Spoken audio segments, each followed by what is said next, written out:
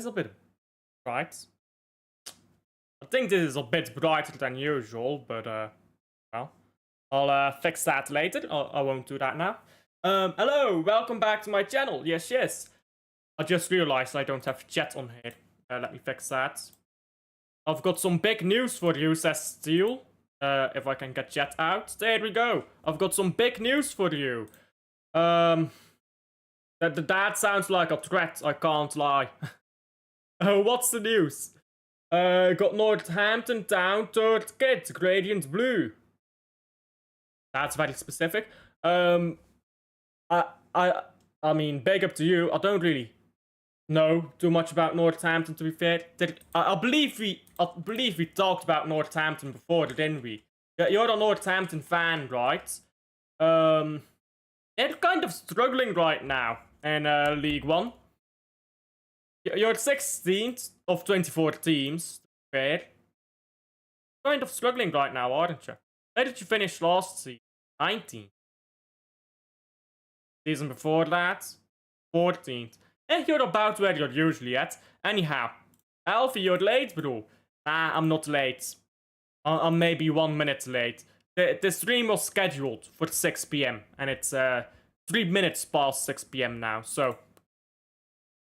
Daps and Martin... Oh, here we go. Daps and Martin said Rodri rejected a £400,000 per week contract extension that City offered.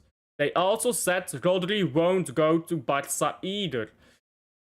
Right then, I suppose we have to talk about that. Start off with. Listen, first of all, I want to point out the obvious. Martin and Dabs have gotten things wrong. They heard things from in the club, but that doesn't mean they're always right. Is it rejecting, or is it he hasn't signed yet? Because you know there's a difference. It's like, yeah, I'm not sure yet. You can be like, I'm not sure yet. Or maybe he doesn't like the release clause. Maybe he wants a release clause in there. Or something like that. That does sound pretty bad, though. That does sound pretty bad. If Rodri is saying fuck this, that's one obvious reason why that would be the case. He's getting injury prone. He's not getting... I mean, he's getting injury prone. He's not winning trophies at the moment, which he's addicted to at this point. It makes sense. It makes sense that you'd get fed up. That's why it is so important to win this Carabao Cup.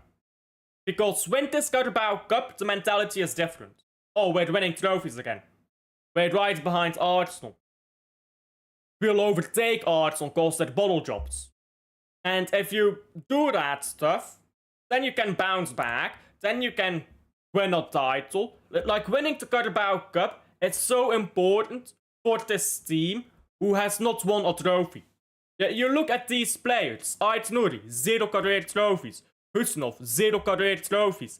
Tijani, he might have some at AC Milan, but not any significant career trophies. Marmoush, 0. Sherky, 0. So many players in this squad have won fuck all. Doc has won a title. Savio won fuck all in his career. O'Reilly has won fuck all. These are players who haven't won anything. So you need to go win a trophy with them. Even the players who have won trophies. Gonzalez has won league titles. Donnarumma has won the treble. So you've got players there who have won trophies, but not with this crop of players. You go win that Carabao Cup, you build mentality. And this is a squad building exercise, basically. You rotate the players, you hopefully get everyone fit for once. Maybe we're in dreamland there, but that's basically what you do. You try to get everyone fit, you try to get players minutes who need the minutes, you rest the players who really don't need to play, you get through to the next round, so that you can go win trophy, and you build match fitness. Because here's the thing, and I'll get more into this later, but there's two types of fitness. Physically fit and match fit. If you play 5 games in a row, you are fit. Match fit. But full 90s. But if you play 20 games in a row, you're not match fit anymore, are you? Because if you play 20 games in a row, you're getting tired. So being physically fit and being match fit are two different things, but I'll get into that later. He rejected it. Bro is going to join his mate at Madrid. Does he have a mate at Madrid? Carvajal. Carvajal is fucked, mate. Carvajal is gone soon. He's not gonna join Carvajal at Madrid, because Carvajal is on his last year there, I believe. Do you think that Man City will bounce back after the last game? This game? Probably. Because it's, with all due respect, Swansea. Furthermore, I would hope so. They're in good form, but I don't care what form a team is in when they come to the Etihad. I think we're building back to that point where the Etihad is a guaranteed 3 points. So my bounce back, I suppose, is the Liverpool game, which also at the Etihad, but that's a big team. That's different. I mean, but then it's difficult to say, are we bouncing back if we draw Liverpool and we win our other games? I mean, if it bounce back, you mean beat Swansea 7-0? I doubt that. If you only need 3-0. 3-0 up, pass the ball around, play the game out, manage the game. I think Man City is fine. Listen, I'll get into why we're losing games later. We've lost 3 games. I'll get into why I think we've lost some games. It's not that much of a disaster, but I was pissed off when we lost against Villa. I think it was a stupid loss. I think it was avoidable. But that's the thing, it was avoidable. Last season, when we were losing games, sometimes it was like, hey, we're fucked. The players aren't good enough, the tactics aren't good enough, nothing's good enough. I think against Aston Villa, correct squad selection, same tactics, but just the correct players, you win the game. If the only problem is you put the wrong players on the pitch, you solve that easily.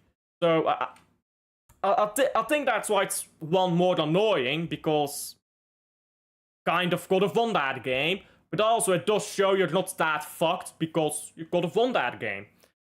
I can't have Arsenal winning the Premier League, otherwise their fan base will become even more annoying. I think, I'm gonna be honest, if Arsenal win the Premier League, I think they'll be less annoying. Because they'll actually realize what winning is, and they'll actually respect it. On Patrick's channel, somebody said Rodri will sign the contract extension in January. Rodri doesn't want to play with these shit players. Well, we don't know that, let's be honest. Big up Martin. I've never once said Rodri has rejected anything, Teal. Yeah, I expected as much. I wanted to... I don't like going off what other people allegedly said if I didn't hear it. Raise your hand if you think Man City will win the Premier League this season. Listen, I'm not scared of Arsenal. If Liverpool continue to be bad, I'm gonna be honest, we probably win the league. If Liverpool continue to be bad. But we're 9 games in. Ask me this question in 10 games, when it's halfway through the season, I'll give you an answer. Right now, I'm still thinking Liverpool. I think Liverpool will find their feet. They'll win some games, everyone will be scared again, and they'll piss the title, basically. I'm not scared of Arsenal. If Arsenal is our only competition, then yes. I wasn't even on the South stand. Right, there you go. He has rejected nothing, by the way. Okay, because this is also where wording is important. Like, let's say you offered a contract for 400k. No, I'm not saying this happened, I'm just putting up a hypothetical. Let's say you offered a contract with certain terms, and like one of those terms is if Man City get found guilty of 115, you can leave for free. Or that's not in there. What if he just said, hey, I want that term in there, then I'll sign? I mean, that's technically rejecting a contract, but you just add that into the contract and you're good to go. We haven't won at Villa Park since 21-22. I agree. Listen. We'll come back to that. Listen. We hadn't won at White Hart Lane since the new White Hart Lane was built. We had to win a game at White Hart Lane for the first time since the new White Hart Lane was built. We won that game. When you look at runs like, we haven't won at this stadium since that day. Look at when we are playing in that stadium. When are we playing at White Hart Lane? In the first half of the season, we don't really need to win. We've had one game since that stadium was built being played in the second half of the season. That was 23-24. We won the game. Man City wins these games, or used to win these games, when we have to win those games. So, I feel like, yeah, we haven't won at Villa Park since then. We've not played a big game at Villa Park since then. If Villa Park was the last day of the season and we were tight on points, or maybe we were 1 point ahead, winning means we win the title, we win that game. Because that's just the way it is. Yeah, sometimes you lose those games in the first half of the season, but I don't think that means a lot. Like, records like this don't mean a lot, in my opinion. Because those records, they eventually fall. Like, what team has Man City played multiple times and never beaten? There is none. Because those records, eventually, they fall away. If you play enough games. Liverpool hasn't been great this season. Yeah, I agree. But that's what I'm saying, right? Arsenal don't scare me. I could go into a rant about that. Liverpool, I think, win the title, to be honest. But they haven't been great. But it's been 9 games. So, if we're 19 games down the road, and Liverpool are looking like this, then yeah, we're winning the title. If Liverpool suddenly win 10 games in a row, wow. The stuff can change quickly. I'm not gonna say at 9 games are we winning the league. Before the first international break, we were 14th in the Premier League, and now we are 5th. Yes. I mean, that shows my point as well. Liverpool is playing bad right now, but if they win 10 games in a row, they're top of the league, so that changes quickly. We lost 2 at the start with no pre-season. Yeah,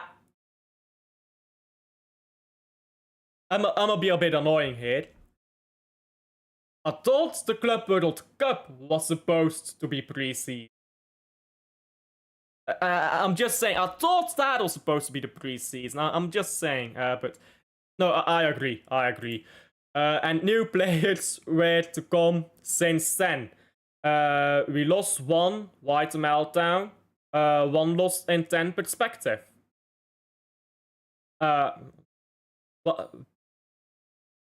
With no preseason and new players were to come since then. We lost 1 White Meltdown, 1 loss in 10.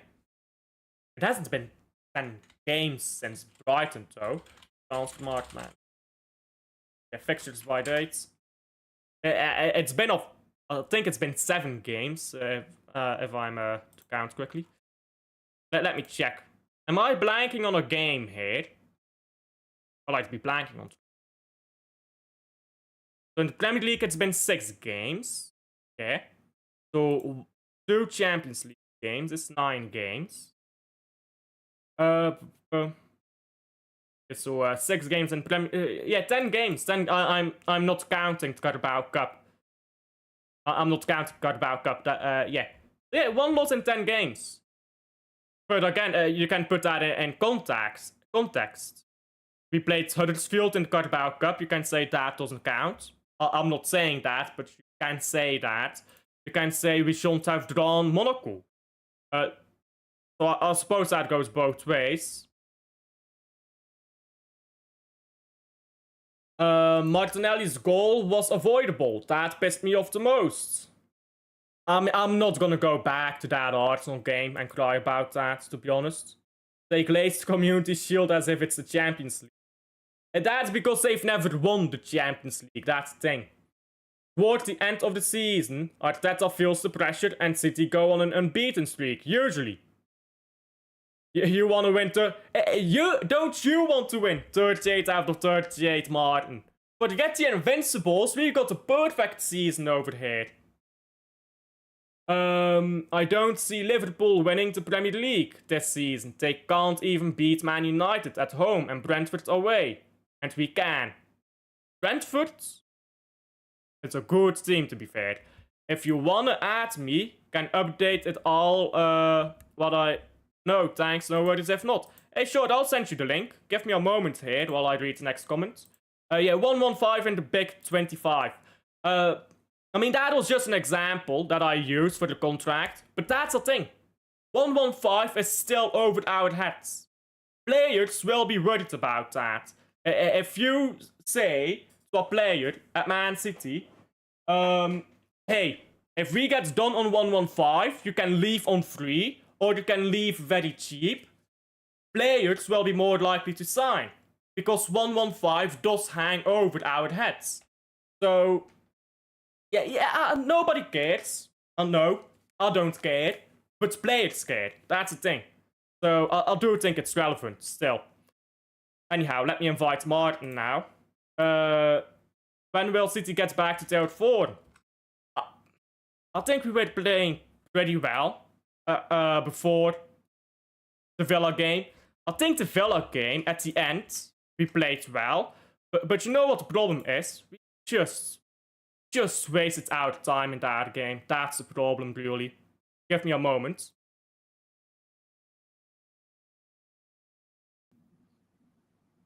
There we go. Oh, 5 pixels on screen here.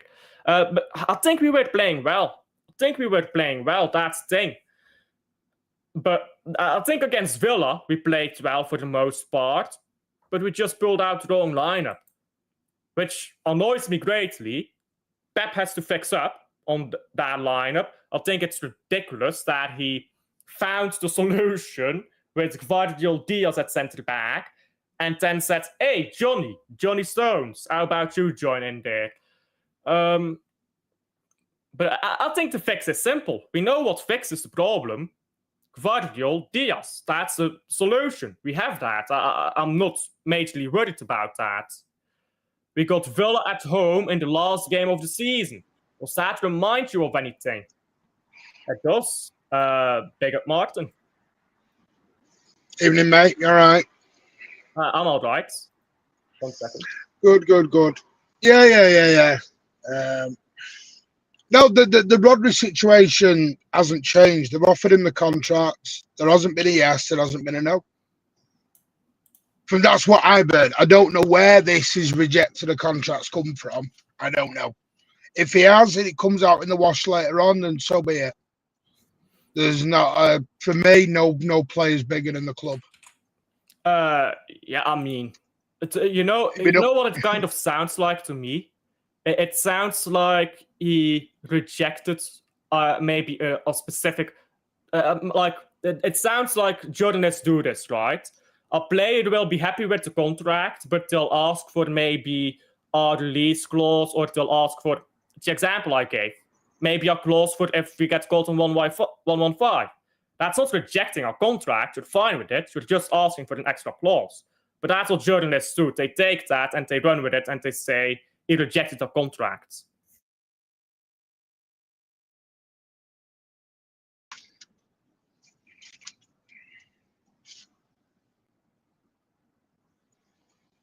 I'm back now.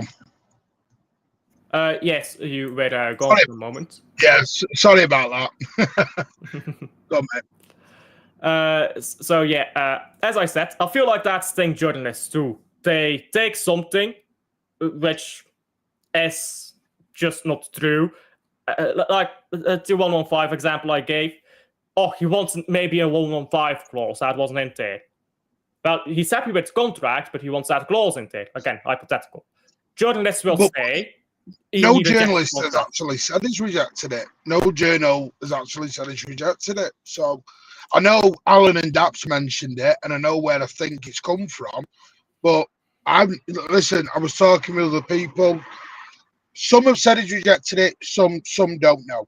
Like I said, far as I'm aware, I don't know. There was a meeting last week with his reps. That was the update. That's the latest update. People get, it's all right saying he's rejected the deal. Well, then Real Madrid have got to come up with the money offer. Because it won't be Barcelona. Barcelona have got no money to bloody give out. Barcelona are not going to be able to afford Rodri. Unless they go and get a huge loan from somewhere. Are Real Madrid going to be able to afford Rodri? Because they don't have exactly money. They need to pay Mbappe. They need to pay their goalkeeper, who's the most paid goalkeeper in the world. They need to pay their manager, who's, I think, the second most paid manager in the world now. Or is he the third? He's up there, basically. They need to pay a Vinicius, who's very high up there in wages, Jude Bellingham. They've got a lot of expensive toys. You can't have all the expensive toys. And not only that, and this is the thing that gets me, is if we're saying as fans, well, we're not sure in his injury and his bodies, you know what Real Madrid are like, Al. They ain't going to splurge 100 million quid on a guy who has injury concerns. That's a lot of cheese on the whopper. 100 million quid is a lot, especially for Real Madrid. I know there's this big belief that Real Madrid splurge all this money around like confetti. If everyone actually deep dives Real Madrid into their transfers, they don't do that very often, actually. They haven't done that since Hazard. They have really done. They did it on Jude Bellingham. I mean, even Jude Bellingham was a lot lower than people initially thought it was going to be. It wasn't even a free figure. I think Jude Bellingham was only 70 million, wasn't he? Or it was 70 million. I think it was about 85 million initially, and then all this will add on if he does this, that, and the other, left, right, and centre. These add-ons that some clubs never even hit, but they just put them on there to bump the bit like the Wirtz deal. If you believe reports, he's what 100 mil. If you add all the add-ons, he's 130 mil. But when do we start doing all these add-ons? And, if he scores this and he wins that and he does this and he buys a Christmas tree at Christmas and he gets, it's crazy now how we do transfers. But, at the end of the day, I've been saying this all day, and I'll be honest with you, it's bad. Everyone is so angry at the minute over everything. I've got Liverpool fans having a meltdown. They want Slot out. There's only Arsenal fans happy now. Everyone's gone into a hyperbole meltdown. Every YouTube show is a screaming match, and everyone's crap, and everyone's this. But here's the thing, Alf. You beat Swansea, you beat Bournemouth, and you beat Liverpool. Everyone will talk about how we're brilliant again. Obviously, here's the thing. I was pissed off specifically about the Aston Villa game, because I feel like that is a game that we could have. I feel like the tactics were on point in that game. I'm just going to put that out there. I think the only problem is the player selection, and that's on Pep. If you just put Vardiol and Diaz as centre backs, I think that solves 90% of your problems in that. Yeah. I think Gavardiol at left back was a mistake, and I put Gavardiol at left centre back and put O'Reilly in. Now, I understand. O'Reilly took a knock against Everton, and he may have. This is the thing. As fans, we don't know what the doctors are saying, do we? We don't know what everyone. From my understanding, Nico G wasn't fit to start the game. Because I said this on Sunday. If Nico G had started and lasted 30 minutes, and then his foot goes again and he's out for 3 weeks, people are going to hammer Pep for bringing Nico back too soon. And now, where I agree with, my issue was Reinders in the 6. Reinders shouldn't have been in the 6. I'd have personally gone with Kovacic. But again, I don't know where Kovacic was on a fitness level because he's literally just come back himself. But a lot of fans want Kovacic out anyway. So, you know, I think you said it earlier, there's a difference between match fitness and being fit to go on a training pitch. Yeah. Because what you don't see is Rodri's on a training pitch now, but he's not doing full training. He's doing half training. He's not involved in all of it. But people stick a video out, they see his training and think he's fully fit to go. I mean, yeah, I don't think the title race is over because we lost to Aston Villa. Yeah. Mainly because we've come back from worse against Arsenal. So I'm not worried about the title race. That's not the thing with me. I don't even think with any title race. It's October. It's a bit premature to talk about that, I think. But it's October. When did we start looking at tables in October? And have we become Tottenham fans? When Tottenham fans are celebrating being top of the league in October, is this what we're doing now? Listen, I think that we did that because we lost. If we won the 5 in a row last season, nobody would be looking at the table right now. Let's be honest. The thing is, Alf, I don't know what people want anymore. Do they want 5 in a row, 6 in a row, 7 in a row? I don't know what is going to make people happy. They want 38 wins in the Premier League season. Yeah, well, they want 38. I said they want to win 38 out of 38 wins. I don't know. That's impossible. No one is getting 38 wins out of 38 wins. If I'd have said to you at the start of the season, Bournemouth and Sunderland are going to be in the top 4 in October, do you really think Sunderland fans are sat there booking Madrid seats for next season, getting excited? They're not. To be fair, I did predict Sunderland to finish in European spots in the summer, but that's fair. But I mean, like in January, Bournemouth. You know, how do we know the Bournemouth manager and Semenyo will be there in January? You don't. That's the thing. Especially with small teams, I think. Because teams can start good and then fall away. Think about Leicester City, but not the season they won the league title, the season before that. They were second place, and then they fell down to the bottom of the league for half the season. So teams can come up, play good, and then fall away. That's happened a lot. So, I mean, that happens with big teams, not to the same degree. Big teams usually stay in that top 5 area. But that happens with big teams too. Liverpool falling down now. I said earlier, they could win 10 in a row, and no Liverpool fan will be saying slot out, and they'd be top of the league if you win 10 games in a row right now. I think it's way too early to talk about a title race, to be honest. Yeah, we're way too early, and it's, for me, if we can get to February, March, and we're 5 points, 4 points off the leaders, I fancy us. Because momentum, you know, have we got the same squad depth-wise and as quality-wise as we have in the past? No. But for me, that squad, this is my, if we're always going to compare to this amazing squad we had, this will, which by the way was built over so many years and so many seasons, is we're forever going to be living in a shadow.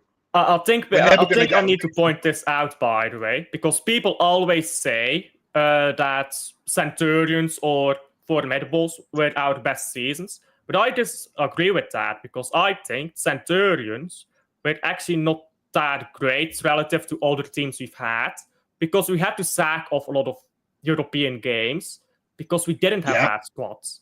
Leon, for example, and Jesus. Yeah. As opposed to the treble, we had that squads to go in all competitions. But the treble to Centurions, that's 7 years apart. Yeah, spot on. The treble squad is the best because that was the most. And by the way, we were bobbins up until February. People forget that. Up until February, we were like 4th place and we were gone. We were out of it. And then, if you remember, we got beat at Tottenham. Then the 1-1-5 came out. We drew at Forest. If you remember, and everyone was having a meltdown again. Isn't that when we lost to Southampton as well? Or was that... Yeah, this is crazy. It was a crazy season. And this is my thing. As long as you are within the pack, I do think we can do it. Now, whether we do, as long as we... Listen, of course I want to win the league. Of course I want to do that. But if Arsenal are better than us, they're better than us. If Liverpool are better than us, they're better than us. As long as we're challenging up until the last 2 weeks, I'm a happy boy. Now, do we need to buy better squad depth and better quality? Yes. But here's my other thing is everyone doesn't want these project players. So your Sabinos, your Dokus, your... Who else could we say? Your O'Reillys, whoever. Yeah.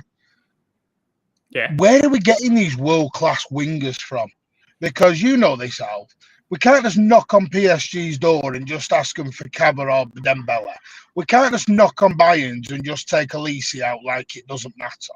Yeah, I mean, I've been saying this for a while. I think we're never getting Elise. Where are you getting these world-class players from? They're already in world-class teams. That's gone with world-class players. You either get lucky, but you need to get lucky to get a world-class player right before they turn world-class, or you need to develop them yourself. If you're developing them yourself, it's going to take time. My problem is, I think we should have had an experienced winger, even if he's not world-class, together with these project wingers. Yeah, no, and I swear I totally agree. We made mistakes in the past, 1,000%. And I think even the club admitted that. After the treble, we rested on our laurels. But we did try. We tried for Bellingham. We tried for Rice. We tried for Paqueta. We went after some big players. The problem was the 1-1-5 was an issue. You said it perfectly. I know we can all laugh it off and go, oh, well, well, to Jude Bellingham, the 1-1-5 was an issue. Yeah. Jude Bellingham doesn't want to sign a 6-year deal and then have the potential of going playing Barnsley in 2 years. With due respect. He doesn't want to do that. He could have played with his brother.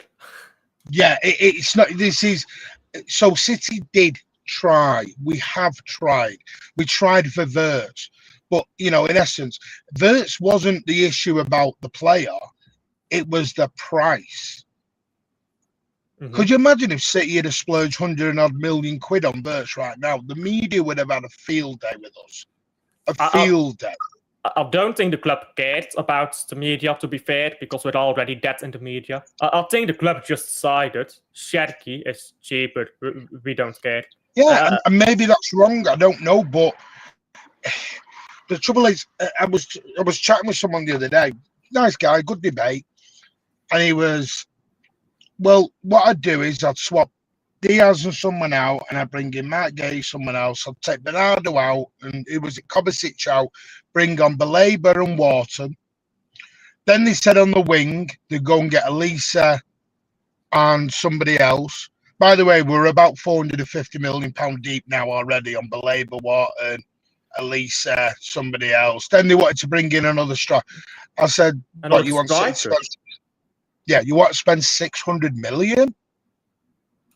Is that what? Because every player they were naming was 100 million to start, just to get going. Yeah. Well, I mean, you talked about Wirtz earlier, by the way. You split the money for Tijani and Wirtz, or Cherki, sorry. Cherki and Tijani cost the same amount as Wirtz would have cost us. So when did we go in for Tijani and Cherki? Right after that, Wirtz still collapsed. So I think that was a strategic decision. You can get 2 players with this money instead of 1 player. And arguably, Cherki is better. I suppose the jury is out for that one. But, I mean, people can be ridiculous with that stuff. For example, Ruben Diaz being sold, I mean, I've defended Ruben Diaz a lot. I think he was our best centre-back last season. But Ruben Diaz has been immense since Donnarumma walked in the door for me. He's gone back to being just a straight defender. But he's never been different, though, Martin. This is the thing. People only look at the results. They don't look at performances, but then they complain about performance. Not a lot. Well, I've noticed this, Alf. Not a lot of people, and it's fine. It's their choice. I'm not criticizing anyone for it. People watch highlights. They're not watching the full games anymore. I watch the highlights after I watch the game. I do that too. Yeah, but yeah. I think you need to watch. No, but some just watch the highlights. They'll just watch the highlights, or they'll watch it via FootMod or whatever they want to watch. Which it's your choice. I just think yes, Villa was. Do I think Villa was as bad as people have said? No, because I think from the 60th minute, I thought it was all us. You take, some of them chances are in. Haaland doesn't miss the one-on-one. Mamouche doesn't stray a yard offside. It is what it is. But was it brilliant? No, I had more concerns on the midfield on Sunday than I did the wingers. Far more concerned. But here's my other thing: is people going about Palmer, for example. Cole Palmer is exactly where Oscar Bob is right now, if you remember. I think Oscar Bob's probably played a few more minutes, actually, in the Premier League than what Cole Palmer was given. And many have given up on Oscar Bob in the same way many had given up on Cole Palmer. And I know we do this revisionism. Cole Palmer was an amazing... No, he wasn't. Go back through the timelines. When we sold Cole Palmer, everyone was waxing lyrical about getting the money we got for him. Waxing lyrical. Including myself, by the way. I'm not going to lie about that. No, but that's the truth. Yeah, exactly. For a guy who played, I think it was 600 minutes in the Premier League in his whole career. Yeah. And now we're giving up on everybody else. But we should have not sold Cole Palmer with PTSD as well, though. Yeah, potentially. At the moment you talk about selling a player, if it's an old player, everyone's happy. If it's a young player, it's Cole Palmer PTSD. But then it's also the people who want immediate performances from Oscar Bob, for example, which I don't think is fair. I think we should have had a winger there, an experienced winger who can contribute. And that's the thing with the Aston Villa game. I think if Kovacic started, midfield would have been fine. People don't like Kovacic, I get it, but people don't like a lot of stuff. Some people don't like chocolate. So my brother will not eat chocolate, by the way. I'm just saying. He's cursed. I'll swear down. I think people are just worried. Like I said this year, there's a lot of anger in the world. Everyone takes it out on football. Everyone's emotional. No one, you can't have a set. I said weeks ago, I knew when we were on this run of 9 games unbeaten in all comps, I was like, we're not conceding, we're scoring goals, we're all right, everything, we're just trotting along under the radar. I thought, great, we're trotting along here, we're under the radar. And I said to Tone privately, I went, you watch the first loss, it'll all explode again. He went, no, I said it will. I said it'll all explode again on the one loss. And it did.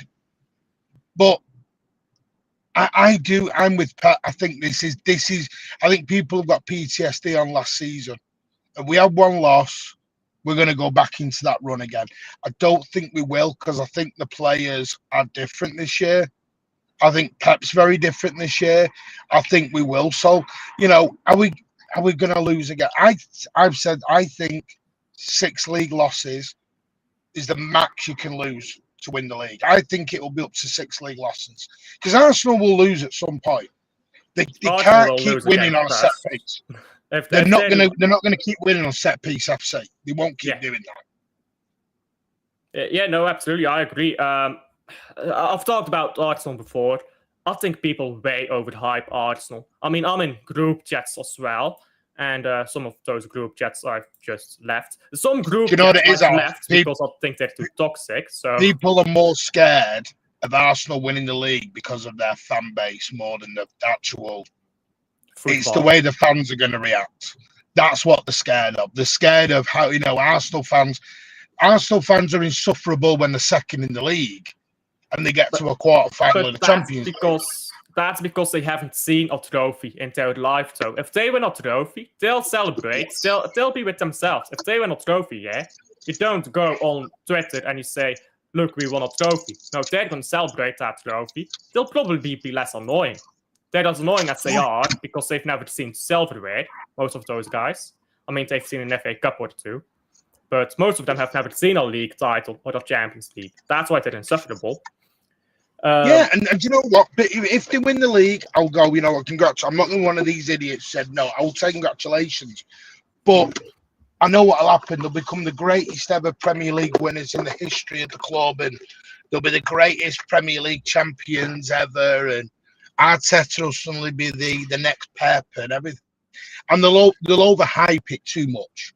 They'll make it more than everybody else has ever done before. Yeah, but that's fine because that's fine because the season after, when they lose the title again, because they've never defended that title, and I doubt they will anytime soon. When they lose the title again, you know how. Yeah, you know how. Getting to the top is a lot easier than staying at the top. Because when you're at the top, everyone wants to shoot you, and sometimes the fall can be a lot harder than the climb. Man City is the only team to win back-to-back league titles since Man United in 2009, I believe. I'm gonna, and I keep saying this for the last 3 days. I think we are comparing everything to the 4 in the row essential because we've had it so good. We literally dominated football for 10 years. And some people are just scared of, oh, right, I'm now seeing something I'm not used to do. And I think people will call me for this. It's why some of the older fans are more relaxed, because we can't. When you've never seen something before, you don't know how to react. Yeah. When you've seen it, you react. Like you with Club Brugge, you made a great point. I think it was about 3 weeks ago. When you grow up with a club and it's in your soul, it's in your body, it's in your blood, you'll give it more time. You're a bit more patient. You're a bit more relaxed. It's like me. If I went and joined, you say City's always my club, and I said, right, Real Madrid and my other club, I'm at completely different at Real Madrid because I'm not part of it straight. You know what I mean? I've got to build into it and learn into it, and I'm coming in, and I think, and listen, I've no problem with a fan who's been a fan for 5 minutes. More the merrier for me. Come and join the bandwagon, have fun, come and enjoy it. All I've ever said is learn the ethos of the club, learn the soul of the club. Should I buy you a Real Madrid kit now? No, you're all right. I'll give that one a miss. It was an example, by the way, for instance, I'm off to Real Madrid. I'll buy you a quick swap kit. For you, everyone go and gets me a Jude Bellingham shirt tomorrow. I need to do that. You're right. and I get it. And I totally get people being worried, but people are taking the worry. It's like this word opinion. Opinions become, excuse my language, but I can be a bit of a dick.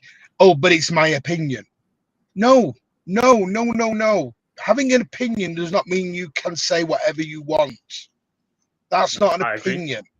That's just saying words now. I think people confuse opinion. And I mean, there's things like you have opinions, you have facts, you have opinions about facts, but opinions about facts can be wrong. Yeah. You have opinions about things that can be just opinionated, which aren't right or wrong. And lastly, you have respect.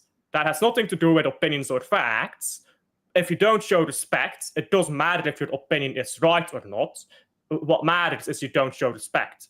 And I think a lot of people have lost that respect part. I think that's the internet's fault, though. Oh, yeah, of course it is. It's like me saying, it's like I'm going to go and call someone's mother. That's my opinion. No, it doesn't make it right. I've just called your mother. I can't say it's my opinion. Yeah. No, that's just being a bit of an idiot.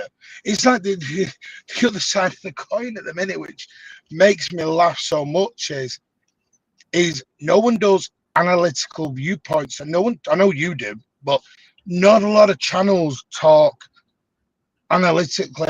Did you see the video by Cass and Terry at the Football Terrace the other week? I can't watch the Football Terrace anymore. Oh, well, it was quite a good, I don't normally watch it myself, but it was about how YouTube's gone, football YouTube. It's gone very territorial, very, my view and no one else's view is allowed. Everyone screams and shouts at each other now. Everyone insults each other. Everyone, and then you come off it 2 hours later and you go, well, what did we actually really talk about? Yeah, I mean, And when you that's how dig I deep, felt. no one has. No one talks about anything. You remembered yesterday. That's how I felt when we were on that panel show. I was like, wow, this was just a shouting contest on Patrick's channel. Yeah, and I get it, and I know some channels like it, and big up to them, and they want to do it, but that's not football discussion. You wouldn't go into a pub and scream and shout in a corner at each other. You just wouldn't do that. You'd have a discussion over a few beers, have a laugh, whatever. You wouldn't start screaming at people. And someone in the background's going, yeah, call him this, he's in it, yeah, go, yeah. I mean, you don't do that.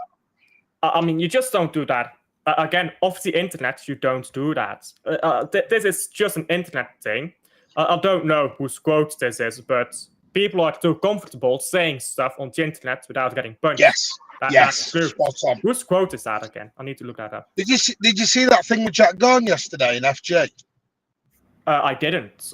What's about Jack Gorn? Jack Gorn from Daily Mail, City correspondent, got a lovely email from a fan calling him a see you next Tuesday. Why is he not calling the club out? Why is he not having a go at Soriano, the Spanish, blah, blah, blah, blah, blah. There was a lot of expletives in there. You are the reason. You are at fault. Why aren't you calling these dead wingers out? I'm like, hang on. So do you understand the rules and the regulations behind media? They're not allowed. See, this is where people forget about media. And I know this because I know someone who works at the BBC. I won't name them, but they are well known. Works for the BBC too. They're known. You know yourself. They're not allowed to give opinions. They're not allowed to give their own personal opinions. They're not allowed to do. You sign a contract, and those contracts have NDAs, by the way. And you've got to look at it in an objective point of view of these are the pros, these are the cons, this is what I think could happen, this is what should happen, this is what I think. They can't go and give if Jack Gorn went attacking the football club in the way that Jack wanted it, he's lost his job. Yeah. I mean, it makes I don't sense, know what people are wanting. I don't know what people are wanting. It's now attacking. They're sending emails now to the media people. And all you're going to do, you're going to lose your access to all that. Because all these media people will do, they'll just stop giving access. They'll stop putting stuff out. So you're cutting your nose to spite your face. Do you know what the sad thing is, Alf? People think abuse gets you places now. They think scream and abuse gets you what you want. So if I call Sabinho, for example, every name under the sun, and I abuse his family and I have a go at him, the club will sell him. And they go, great, we've got what we wanted. But it's the thing. I think people may think that, but that's not true. Edison didn't leave because he was abused. Edison left because the club was buying Trafford. Yeah, well, part of it was his wife wanted to leave England because of the death threat. But his wife wanted to leave England for 5 years or 4 years. Yeah. Well, here's the thing, you know, the Sabinho stuff. Someone made a great point and put tweets out about it earlier. Bernardo Silva wanted to leave. Yeah. Doku was looking at trying to get to Barcelona in January. No one knew that one. Haaland had. Oh no, yeah, he was trying to negotiate a little loan move to Barcelona in Jan. There has been a plethora of players who've had transfer options put to them. Why are we not abusing them? I mean, Rico Lewis could have gone to Nottingham Forest. He stayed. Yeah. I don't get it. It's crazy. With Savio, the problem is people thought we were getting Rodrigo. If we had the green light on Rodrigo, Savio would have been gone. The only reason Savio is still here is because we didn't get that green light. Let's be honest. And that's the thing. People want names, and I get it. Names are exciting. And I get it, go and get a Lisa. Well, there's no release clause anymore. So what? 120, 130 mil? Probably more. Because they... When have City ever done? Well, here's a question. When has any club in world football done that apart from Liverpool? Really? PSG on Neymar, and that's it. And he paid his own thing out. But, yeah. That's to be a very backdoor deal, the way it was done. So, I mean, people are living in this dream world now where you just slap 130 like it's chump change and it don't matter. And I don't know. I don't know what they're wanting. Yes, I agree. We have gone down in some of our player ability. I agree with that. But we are where we are. And we're not. We can't just pick 5 players and spend 100 million plus on each one. Liverpool did it once and they bought 2. How much for Frimpong? 35 mil? 35? I think it was 30 million for Frimpong and 40 million for Kerkers. Right, so they're predominantly, well, I say cheap, but you know what I mean? Cheap as in the essence of a transfer fee now. I mean, Marmarishvili, I believe his name is, Frimpong and Kerkers, those 3 combined are less expensive than Ekitike, who is less expensive than Isaac and Wirtz. Yeah. And City do spend money. City have spent money. I don't know. I don't know what. I think people are grasping like they get the youngsters back in. Okay, what if we get relegated with them youngsters? Do you still want the youngsters in? Well, no. The problem is, I think the problem is, yeah, you've got extreme people who want all the youngsters. You've got extreme people who want all the old, experienced players. You've got extreme people who want 20 million signings. And it's not that one person wants 20 signings and wants all the youngsters. At least I don't think that's the case. But you've got all these different people with extreme opinions, and they just bleed into each other. I think people are just panicking. They're just panicking. And I said, until City win another major trophy, we're going to live in this hyperbole. No, I don't even think that'll be enough. I don't think that'll be enough for people now. I think it's Premier League or Champions League for some. Because that's where it's, and I get it, that's where City should be. But Real Madrid want to win the Champions League. PSG want to win the Champions League. Bayern Munich want to win the Champions League. City do. Liverpool do. Arsenal do. God knows how many other. It's not that easy. There's only one trophy. There's 36 teams in the Champions League that would dream of winning it.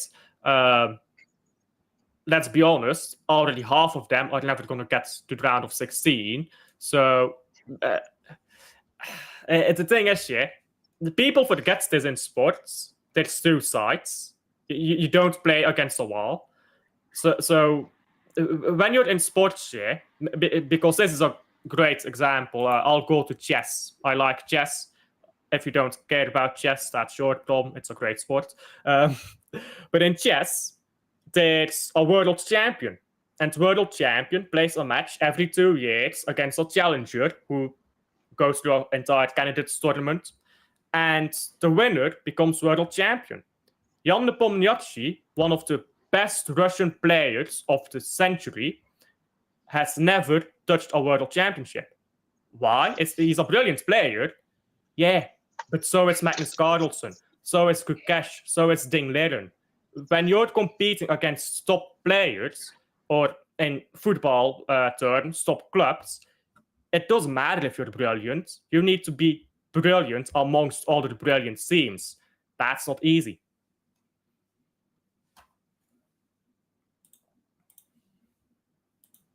No, it's hard, and listen, I get it. I think my issue at the minute is the vitriol, the anger, the nastiness that's coming out. I think that's my issue right now, and it's making it very hard to analyze anything now. It just is. I'll be honest with you. I thought last season couldn't get worse, but I think it is. This season's getting very. I thought people might have just calmed down slightly. I was wrong. people haven't calmed down. I think that Club World Cup game against Al Hilal probably set us By the back. way, what I meant on the pre-season was the reason I said no. Yeah, Club World Cup was, but the trouble is they had 7 weeks off after the Club World Cup. Yeah, I agree. I thought we needed I think more. that killed us. I think that killed us. At the start of the season, I thought 7 weeks off is great. It's a nice rest given for. Now I look back, I think we should have played more games. We weren't ready to go into this season. We weren't ready in any way, shape, or form. It showed that how we had Trafford in the net and then we switched to Donnarumma. If we'd have had Donnarumma in the net from day one, I'm not sure Brighton and Tottenham, maybe they do, but I think things might have been a bit different. But you didn't have Donnarumma at the time. And where it takes different is Brighton, we had 4 players on the bench who were going in the next day. They were going out the door. Gundogan as well, wasn't he? Yeah, Gundogan, Edison, Akanji, and there was somebody else, and they were all gone the next day. Yeah, Calvin Phillips is still in the locker room. Yeah, technically. It's like Christ. It's like tomorrow. It's like tomorrow. Do you go with a youthful team or do you go with teams that need like game time, like Cherky, Mamouche? They need the game time. Ain't Nora, for example. Yeah. Who, by the way, we're talking about Tottenham and Brighton. I think if Nuri is fit for both of the, he played against Brighton, but he clearly wasn't fit. If Nuri was fit in both those games, I think we win both. Because I see a lot of people now praising O'Reilly, and he deserves praise. He's brilliant at left back. I genuinely don't think O'Reilly is good enough to put Nuri out of the team. Nuri will come back, take that left back spot. He'll play 2 good games, and O'Reilly will be on the bench for a large portion of the season again.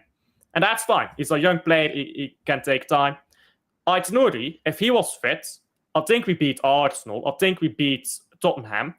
If Nuri was fully fit against Brighton, I think we win that game too. So I'm pretty much predicting us to win every game so far. Problem is, okay, player goes out. How do you adapt to that? Of course, you have to adapt to players going out. Yeah, Pep's made mistakes in that, but I'm the biggest criticizer of Pep last season. But even I'm now at the point where I think people criticize Pep for things that weren't his mistake. Aston Villa, that's on Pep. Monaco, that wasn't on Pep. Pep did everything right. The players just decided not to turn up. I think people blame stuff on Pep now, which isn't on Pep. I'm not sure if that's carried over from last season or not. Well, they've got to be careful, Alf, because when Pep's gone, then they'll realise what normality is. Because here's my thing. You bring in Company, for example. How long is Company given to win a league? 2 weeks. They'll expect him to win a league. How long's any manager given? Because the way we are now and the way football is, and the way we are as a fan base, no manager's getting 10 years again. Unless they blitz and do a Pep Guardiola. But there isn't a manager in England. Even the great Sir Alex Ferguson has never done what Pep did. Mm-hmm. So who are you getting? I think that's where we are so spoiled as a club that I actually do trust the board to go find a proper replacement for Pep. That's what I think we are so spoiled as a club. Because you said it yourself, you think Pep Guardiola is probably extending. I think we're probably waiting for the Company to come, who by then will have a lot of experience. And I mean, we both agree. Company, he will tear up his contract at Bayern right now to go to City. He'll do anything to go to City. If he feels ready. Because he's always said that he's got to feel he's ready to take the City job. Because he's always said, I've got to earn the City job. I don't just get the City job because I have a statue outside the stadium. I've got to earn the City job. Oh, but at the moment, and I think that's earning that job. Oh, yeah. He won? 10, 11, 12 games on the bounce. He's doing marvellous. 13. Yeah, and the other thing is with the wingers, just to jump back to the winger part, is I understand. I think we have the wrong profile of wingers for the way we play. I think Docker and Sabinho and Bob are all. I mean, Bob's not even a winger, but he is playing as a winger, let's say. They're all wingers that like to get to the byline and put crosses in. We don't really do that. That's why Pep likes to stick midfielders out on the wing, because they cut inside. They come inside to play That's the short. thing. I don't think we play with wingers right now. I've talked about this before. No, we don't. Marmoush isn't a winger. Shetki, I mean, I think he plays brilliant when he plays on the wing, but he's not a winger. But he comes inside all the time. Yeah. He doesn't hang on the touchline and hit the byline. So when you play football in a certain way, let's say Marmoush is injured for 3 months, you want to play the same way. So when Marmoush comes back, you don't have to change the entire system. The problem is, what works with Marmoush does not work with Savio. And that's the problem we're running into, I think. We've got two wingers, who can play this system, and we've got no one else. Bob, okay, it's his first season, full season, give him time. Okay, but we've been here with Savio and Doku. One, people don't want to give time. You've said this yourself. Two, they need to be the correct profile. You can give all the time in the world. If it's not the correct profile of player, it's never going to work.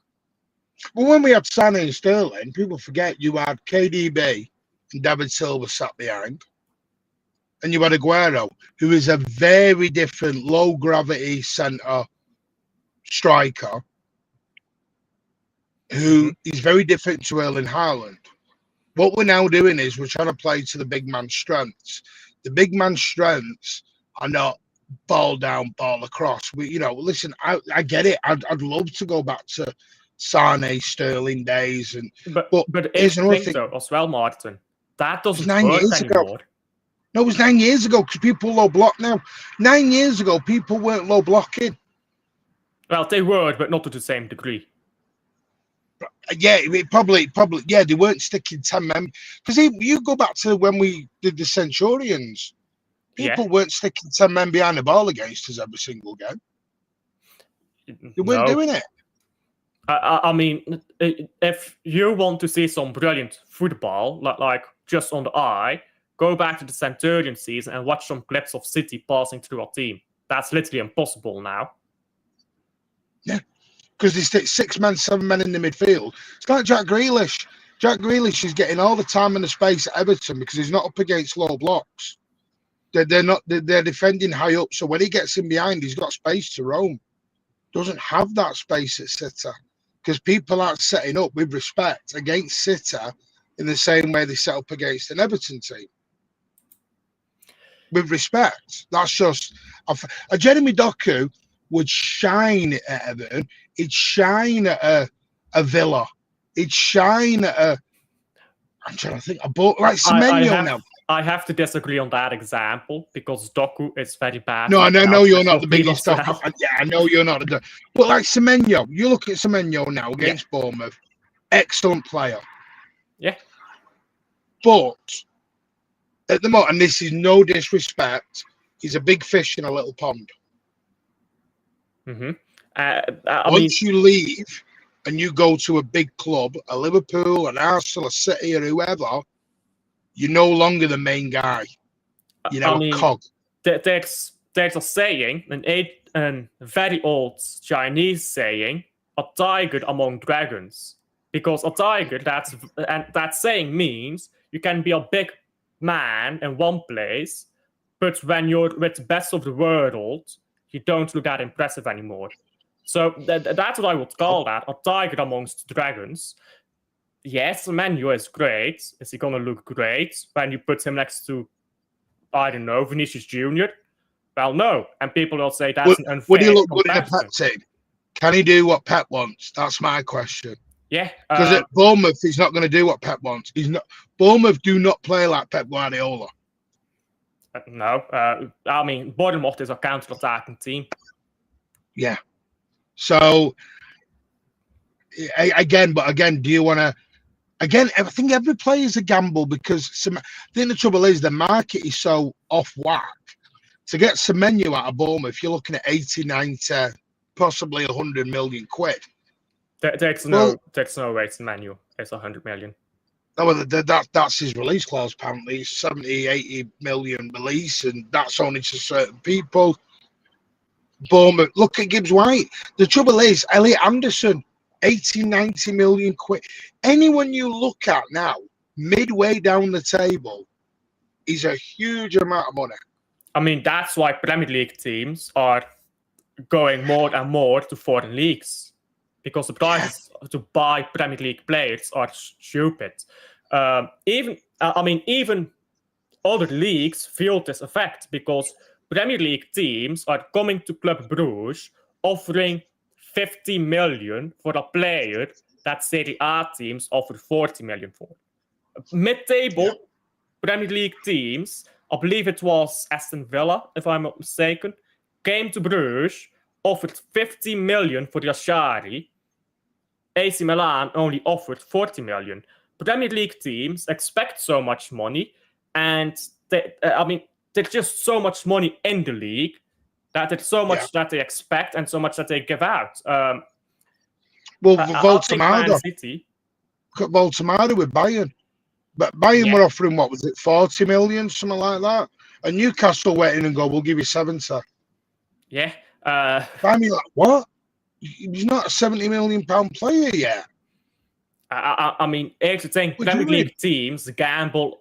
We gamble on potential in the Premier League. I don't think any other league does that.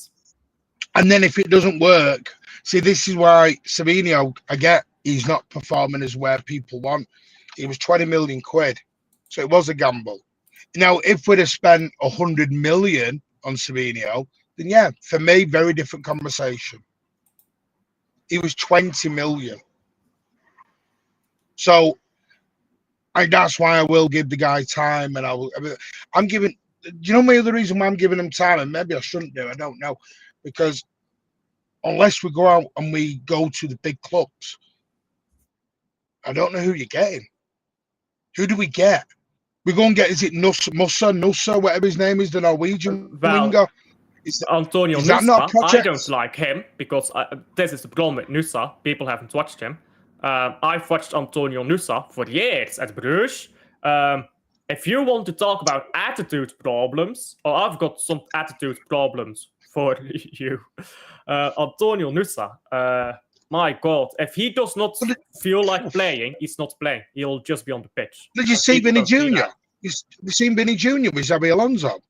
Yeah, I've seen that. He told him, I want to leave. Can you imagine doing that to Pep?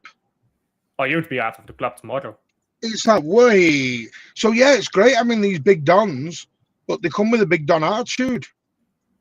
That's why Haaland is brilliant. It's crazy. It's. I think what people got to realise about footballers, it's a job to them. They're not fans. It's a job. It's a job. I mean, yeah. That's true for most top sports, isn't it?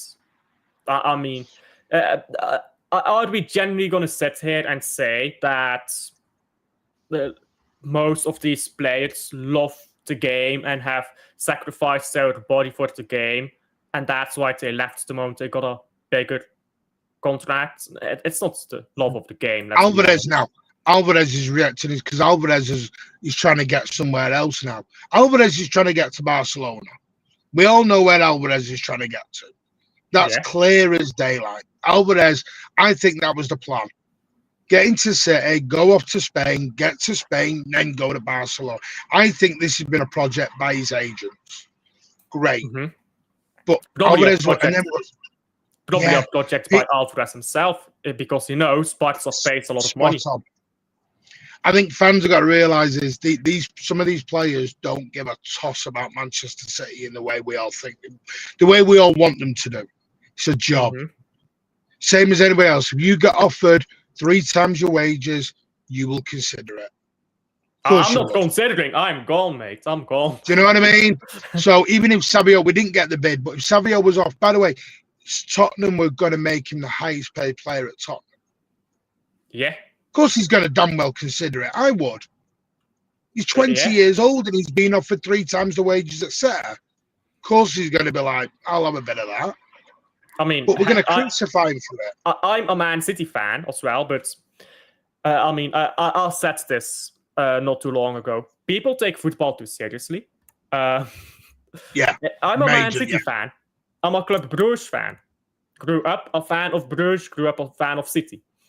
If I get a contract that is a lot of money, that is life-changing money, to go to Real Madrid, I'm going to Real Madrid. The only club I'll never sign for is Anderlecht and Man United. That's the only two clubs. Any other club, you offered me more money than Man City, I'm going to. That's the truth. if people, hey Alf, I'll tell you something. You know, behind the scenes at City, you know, in the offices, Yeah, there's not a lot of City fans. of course it isn't.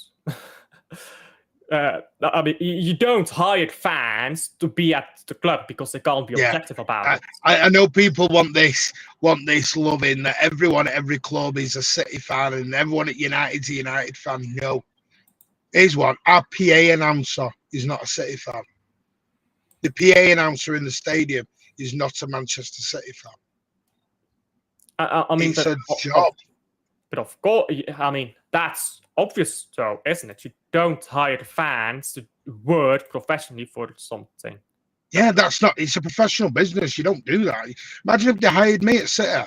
I'd be like, yeah, I'd make everything pro City. I'd love it, and it'd all be fake because it'd all be from my lips and my loving of City. I wouldn't look at it as a business. I'd be looking at it as a, wow, I'm at Manchester City. I'm at the club I love, and no, don't sell him. And say, you know, I'd be playing bloody FIFA. Me, if I was in there, I'd be buying everyone. I'd bankrupt. I'd make us bankrupt within 2 weeks. You're the guy that's going to go to Pep and say, who do you want? I'll get you him. Yeah, I'd be like, Pep would have a field day with me. Yeah, he'd be getting yes every 30 seconds.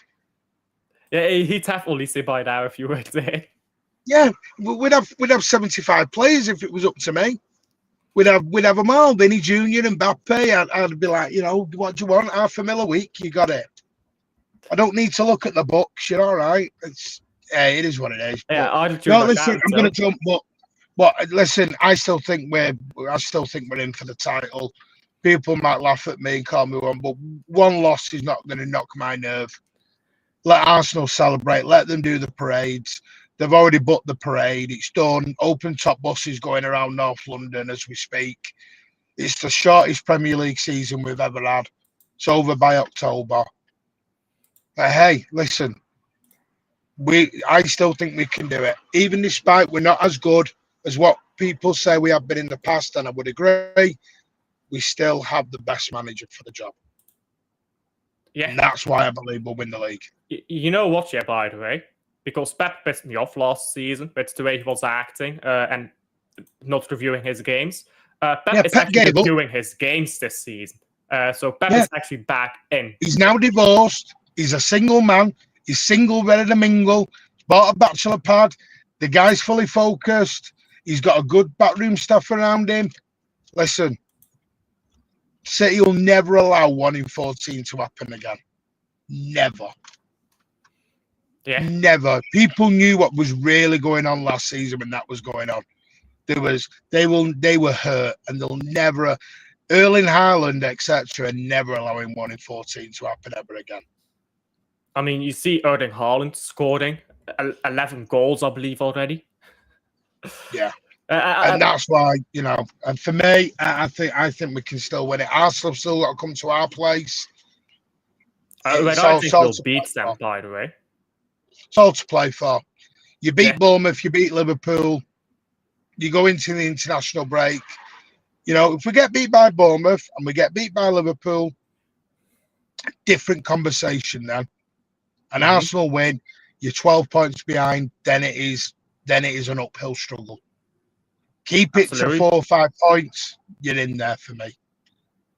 You can't. I mean, you've got to beat Bournemouth and Liverpool now. Yeah, you can't win a title by Christmas. You can lose a title by Christmas, but it has to be drastic. Yeah. If you're 4, 5, 6 points behind at Christmas, I mean, come on, you have lost a title. Like I said, we get beat by Bournemouth and we lose to Liverpool, I'll probably hold my hands up and say, no, we can't do it. If Arsenal is the only one ahead of us, I'll be honest, I'll say we can do it. I just think 12 points becomes you're asking Arsenal to lose 4 games and us to not lose again. I think But that's where the difficulty comes in. that's the thing, though. I really don't. Arsenal. I mean, I'm going off on Arsenal again. Arsenal have just a model that does not work because being reliant on set pieces. The problem is, this is the thing. This is why you need to read as well. I think if you care about tactics, this is why you need to read the data. Set piece routines. The biggest problem coaches have with them is not setting them up. It's teaching players how to do it. Because players just can't figure out these super complicated data models. It's nearly impossible. So they have to simplify them until the players get it. The problem with that is it takes months. The moment that set piece routine is figured out, it doesn't work anymore. And people think it's as simple as run to the far post and get a header. It's not that simple. And it's like chess. If you don't understand chess, it looks like they're just making random moves. But if you understand it, you realize it's very complex. That is football tactics nowadays. The moment set pieces are figured out, it takes months to set up a new routine. In that time, you can lose a title if you're so reliant on them. So that's why I don't worry about Arsenal. Yeah, well, we'll see, but yeah, I think the meltdown is a bit too much, just the way it is. I get people's PTSD, I get they're upset, but listen, just we'll see coming the international break. Hopefully, we get the 115 then in November, and we can motor on for the rest of the season. And like I said, I think Sabo said this. I think City will make moves in January as well. I think we will make signings in January.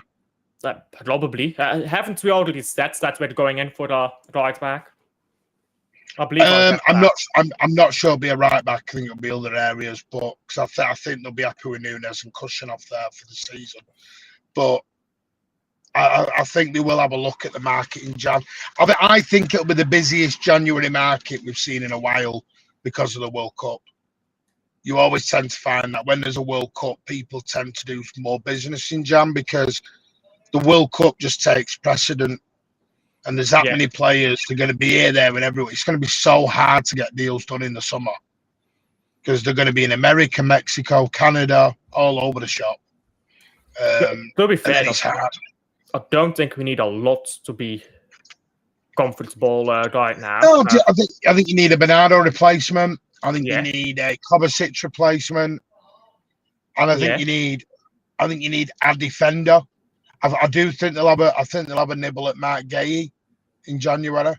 I think they'll have a nibble at him because Bernardo will go, Kovacic will probably go, Stones and Ake will possibly. I think Ake could actually go in January. You know, I wouldn't rule that one out. Ake going in January because he needs game time. He needs game time, and the Dutch manager's already said he needs game time. The Rodri thing, I think by the end of the season, if he's not signed, then I'd worry. But I will say it again, what I said at the start, there has been no confirmation of any rejection of any contract at the minute. Talks are still ongoing. That's my understanding of it anyway. If someone else has heard different, then fair play. But I've not heard. I've heard Alan say it. I know where Alan's got it from. But Alan told everyone Nico G was out for 6 months with a metatarsal. So hey ho, and he was back the next game. So we'll say, but big up, mate. No, great chat. Speak to you soon. Smash them thumbs up. See you on the next one, mate. Yeah, big up to Martin. Thank you for coming on, as always. Love having a chat with you. And, well, let me do a bit of a preview, because this was supposed to be a preview to our game. It's been mostly a chat with Martin, but, hey, chats love these chats as well. So, you guys don't get to complain. Give me a moment here. Let me stop the screen again. There we go. Big up to Martin. Thank him for coming on, as always. And let's actually do a preview now, after I go through the comments. City hasn't beaten a big team since the treble season. That's very poor for a club like City.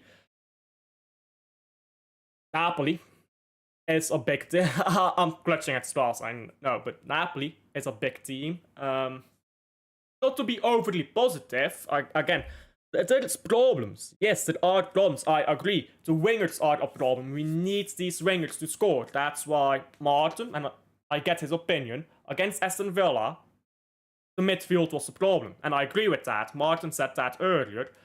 But my problem is the midfield we can solve. The wingers, well, we can solve as well, but not as easily.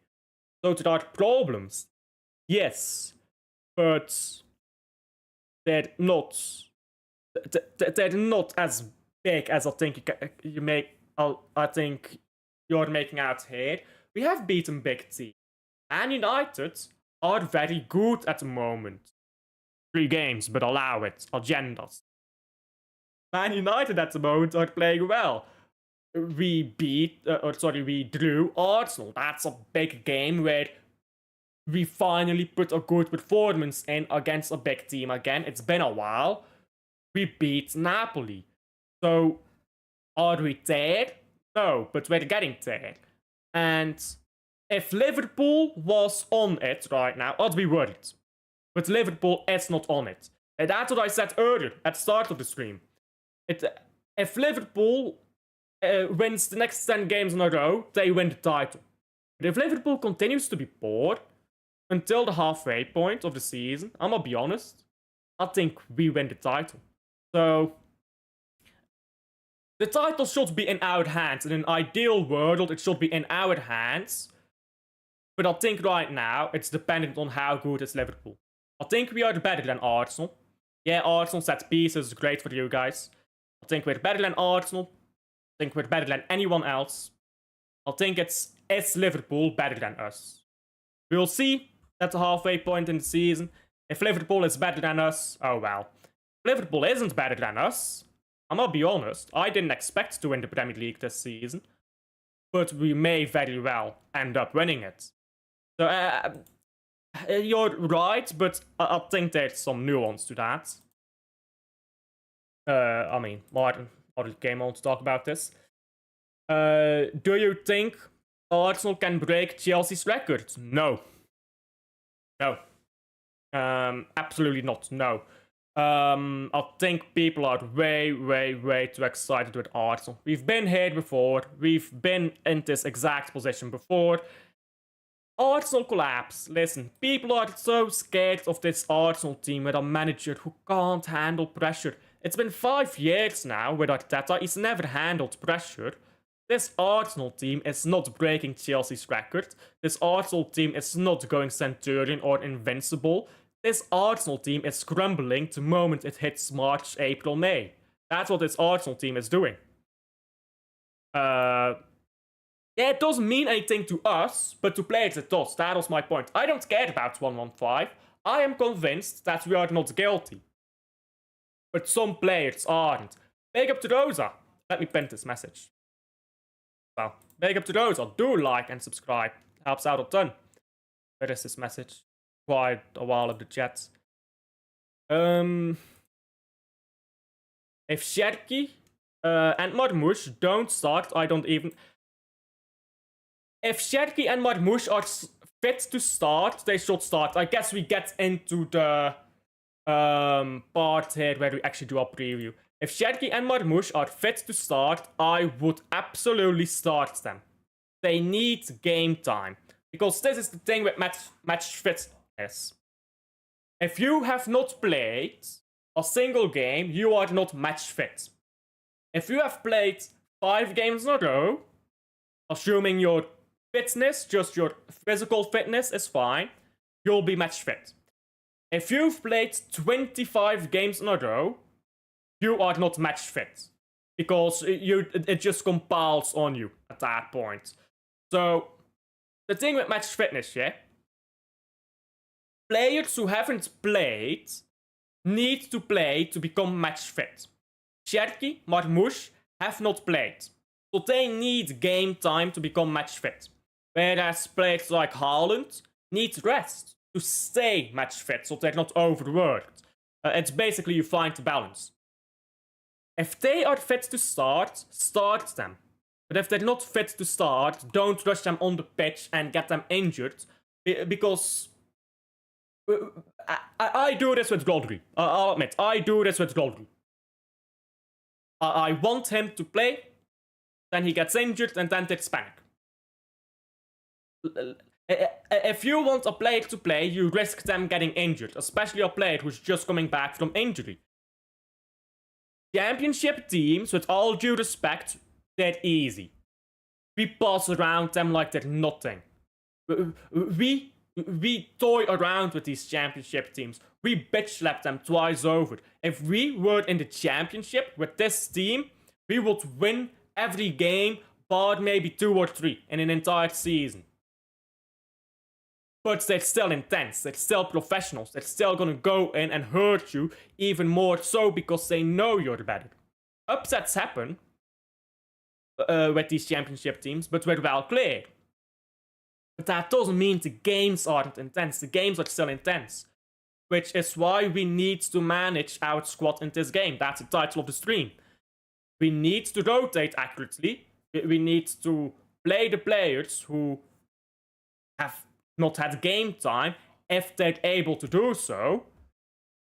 And I'll get into my 11 later, and what I would like to be our starting 11. But most importantly, needs to not injure anyone. That's the most important part. Don't injure anyone for the big games coming up. Hello, I'm late. Big up to Wim. Big up, how are you? I hope Husanov and Nuri get some minutes. I agree with this. I'm not sure about Husanov's injury situation. I mean, I should have asked Martin this while he was on. But as far as I understand, Nuri is fit enough to play. That doesn't mean start, but he is fit enough to play. As I understand. Noah Lang is starting for Napoli. There you go. Napoli has made a good decision for the first time in this season. It's 0-0 right now with Lecce. But Napoli, hey, De Bruyne. De Bruyne. Kevin. Yeah, that is why you don't overplay players. Prediction Swansea against Man City. I'll go 3-0. 3-0 City and 5-0 Bruges. Swansea are kind of struggling in the championship right now. Only 4 wins in 12 games. Yeah. And I don't know where that leaves us. We're gonna dominate a championship side. That doesn't mean they're not gonna kick us. That doesn't mean they're not gonna. That doesn't mean they're not gonna injure us. It can be an easy game, while still having that injury risk. There's too much policing on how to be a fan. If you want success, that's totally fine. Big up Erdal Hickey. This is absolutely true what you're saying. If you're happy with not winning, that's also fine. But no need to try and be a better fan. The moment you stop being a fan to me, the only 2 things that can make you a fake fan, in my opinion, is 1, sending death threats or abuse to players. You're not a fan if you do that. Or 2, and when I say abuse, I don't mean criticizing. When I say abuse, I mean you go into their DMs and you call them a whore. That's what people actually do. So you do that, you're not a real fan. And gatekeeping. If you gatekeep other people, tell other people you are not a real fan because you're not a real fan to me if you do that. Which I know is kind of paradoxical. But I think that's when you become a fake fan. Cheers for having me. Cheers for coming on, Martin. Cheers for coming on. Yeah. We are not better than Arsenal. Let's be real here. They have conceded 3 goals and lost 3, and we've lost 3 games already. Sure. Let me show you guys something beautiful. I've got something beautiful to show everyone who's hyping up this Arsenal team to the moon. I promise you, yeah, this is the best thing you will ever see. I don't think you guys realize just how massive this graphic is. Let me show you. Oh, doesn't want to show you. My screen said no thank you. Look at this. Look at this. That looks ugly if you zoom in. Let's not zoom in. First place. 1, 2, 3, 4, 5, 6, 7. I can just count to once. That's a word. 2 match days plus 3 is 5. By the 33rd match day, 30 seconds, sorry. By the 32nd again, match day, Arsenal has been top of the league for all but 5 match days. Who won that title? Who won that title? Us. We did. You don't fire it off and win a title in October. Club Brugge. I genuinely cannot remember the last time Club Brugge was great at the start of a season. We're always shit at the start of the season. But you know what? We left the title at the end of it. 12 seasons in a row with a trophy in our hands. That's more than Bayern's 11. Man City, 4 in a row. Have we ever fired off from the start? Arsenal, we have, to be fair, in Centurion season. But that's not part of the 4 in a row. Arsenal, sure. Great for you guys. Great for Arsenal. I don't see how Arsenal are winning a title when they're so reliant on set pieces, which the moment that falls away takes months to fix, and you need to get your general play up. That takes time. What we need is our wingers to start scoring. We already have Marmoush and Shetki. That's going to be fixed overnight when those 2 players are fit to start again. Arsenal's issues require months to fix. Arsenal does not scare me. We have been here before. We have seen this Arsenal team before in this position, and they floundered it. They don't have the manager. They have Brendan Rodgers. They've got the team, not the manager. And even then, Nkapie, he's benched by a Bruges centre-back for the national team. Watch the national team. Bruges centre-back Jules Ordóñez benches Nkapie. Right now, if I tell you, would you take Jules Ordóñez as the backup centre-back at Man City? You would laugh at me and say no. Well, that centre-back benches Nkapie. Think about that. That is their backup centre-back. They're not as good as people think. They're playing good. They're winning games. That grumbles. Class is what matters, not form. And I just don't see any class in that Arsenal team. Pep better bench Haaland against Swansea. I mean, he will. He's definitely not playing Haaland in that game. So this team can find a way to score without him. Surely Haaland won't be able to play every game. I mean, Haaland is definitely not playing this game, is he? Championship teams are very physical, indeed. Gonzalez got injured during his debut for the FA Cup. That's true. Who was that against again? Was that Sheffield United? I believe it was Sheffield, right? But no. I'm blanking here. But you're right, because it was a challenge where he got run into the back of. Yeah, I remember that challenge, but who was that against again? Because they scored early, didn't they? That game. City will dominate and find a way to lose. Typical City. That's not really what typical City has, to be fair. But no, I agree. I disagree, sorry. I think last season we were not even dominating. This season we're at least dominating when we lose. I'm a glory hunter fan. I like when City wins trophies. Fair enough. I think to some degree all of us are. Today, Crocky Cup. 1 second. Bruges play tomorrow. Okay. I was worried I was missing the Bruges game for a second. It's some random ass team. Oh, Anderlecht play against Ninove. I'm sure that's gonna be a boring ass game. But yeah, let's do this. I'm just gonna quickly go through this preview now. Let's go through it. Right then. So here is the starting 11 when everyone is fit in a big game that I would go for at the moment. To be honest, I'd probably play Gonzalez instead of Tijani at this point, but it doesn't really matter. We're not going to play this lineup. That's the gist of it. Now, the first thing that we need to figure out is injuries.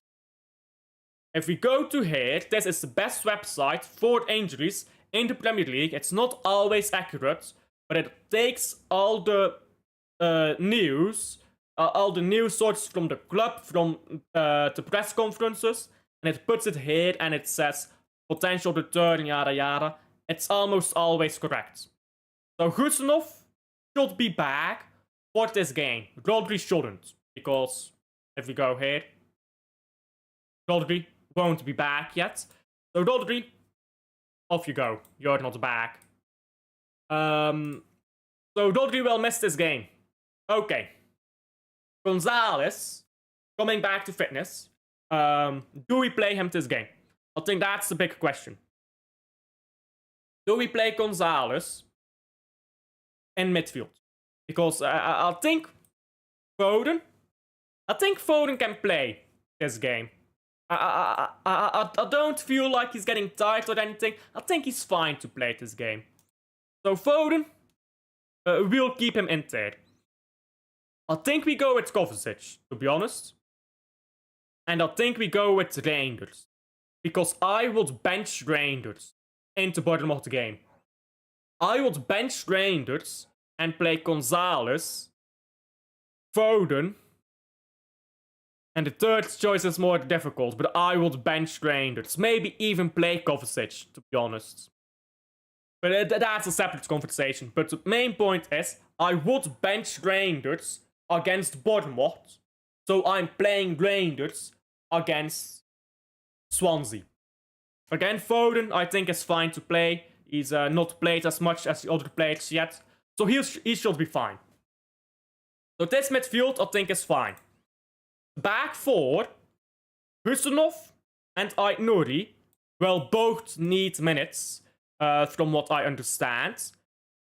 Now, the question is, can they start? They can start. Can they start? If they can't start, don't start them. Guardiol, I think it'd be a waste to start him in this game. And I think it's a waste to start Diaz. Now, you might notice a problem here. Oh, by the way, Trafford will start, of course. Trafford is a cup goalkeeper. I forgot that. Trafford, the cup goalkeeper, he gets this game. So we've got a bit of a problem. No centre backs. Unsure about these areas.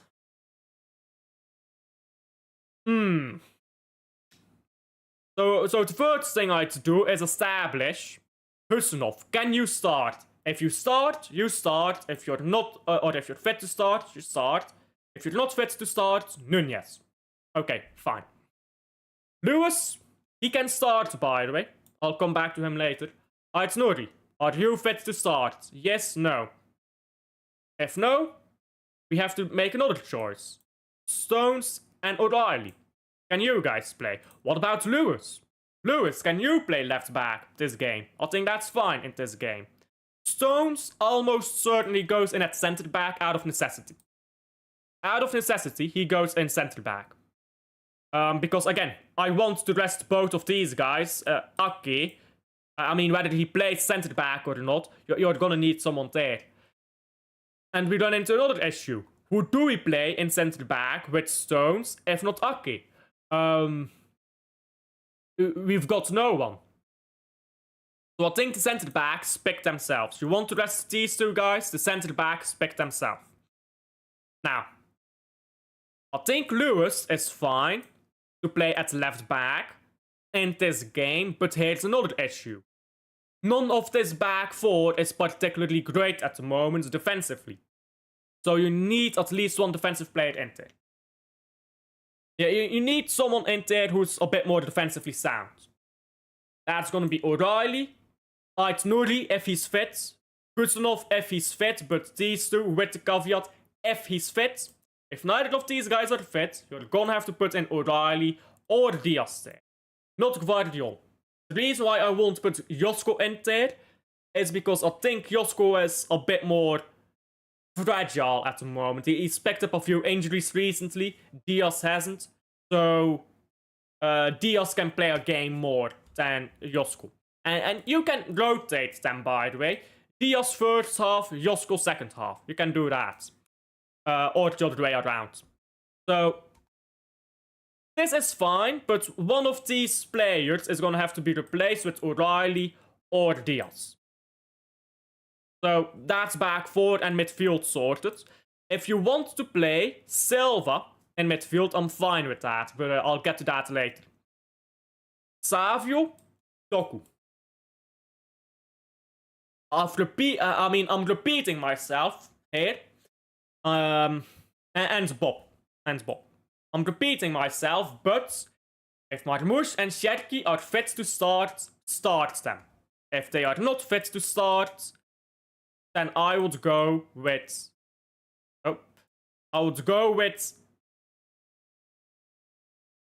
this game, Doku and...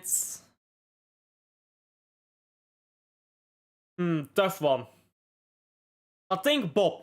Bob is more controlled, can hold the width a bit more. I think that works better in combination with Nunez.